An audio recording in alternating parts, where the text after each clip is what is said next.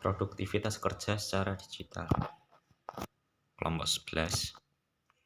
Anggota kelompok ada B1210405 Faiza Mustafa Zindka Matsya. Yang kedua ada B1210385 Fakih Miftahudin. Yang ketiga ada B1210397 Jamhur Mursidan Rais.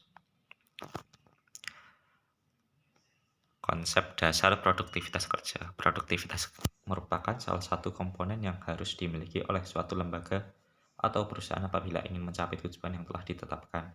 Dalam kegiatannya, lembaga atau perusahaan harus mampu meningkatkan produktivitas dari waktu ke waktu. Karena ini menyangkut kerja lembaga tersebut. Produktivitas secara umum diartikan sebagai hubungan antara keluaran barang-barang atau jasa dengan masukan tenaga kerja, bahan, uang. Sumber produktivitas kerja.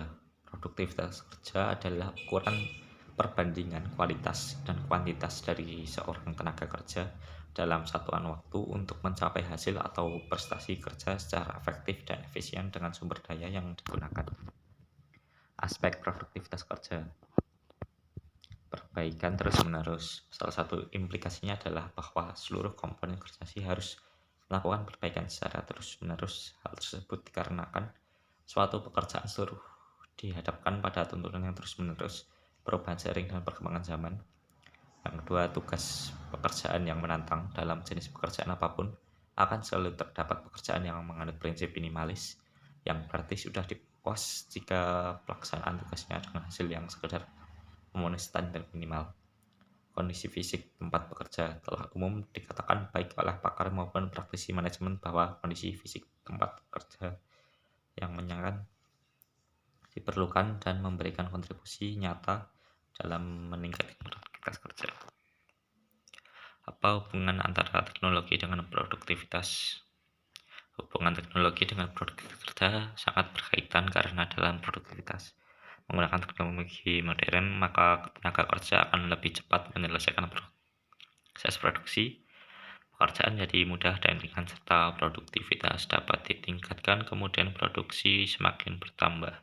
Rate 2011. Cara mengukur produktivitas karyawan di kantor. Yang pertama, metode manajemen dengan objektif. Metode ini mengukur produktivitas karyawan dengan cara menunjukkan dan menampilkan karyawan yang berkontribusi terhadap target dan tujuan bisnis. Namun sebelumnya karyawan harus diberikan informasi terlebih dahulu terkait target-target yang harus dicapai. Evaluasi juga perlu dilakukan dalam rentang waktu tertentu agar ada tindak lanjut yang berkesinambungan. Yang kedua, metode feedback 360 derajat.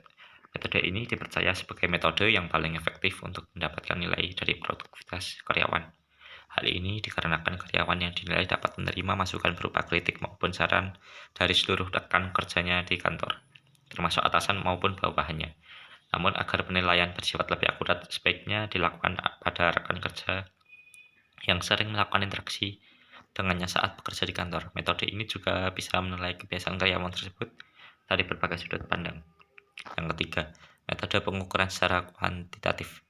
Dibandingkan dengan metode lainnya, metode pengukuran secara kuantitatif ini terbilang paling sederhana. Metode ini dilakukan dengan cara menghitung produk yang dihasilkan oleh karyawan dalam kurun waktu tertentu. Hasilnya bisa dilihat dari kualitas produk, atau jika pada sebuah perusahaan jasa dapat dilihat dari layanan yang diberikan kepada customer. Faktor-faktor yang mempengaruhi produktivitas kerja. Yang pertama, pengetahuan. Yang kedua, keterampilan. Yang ketiga, kemampuan. Yang keempat, sikap. Indikator produktivitas kerja. Yang pertama ada kuantitas kerja, yang kedua kualitas kerja, yang ketiga ketepatan waktu. FWH meningkatkan produktivitas kerja.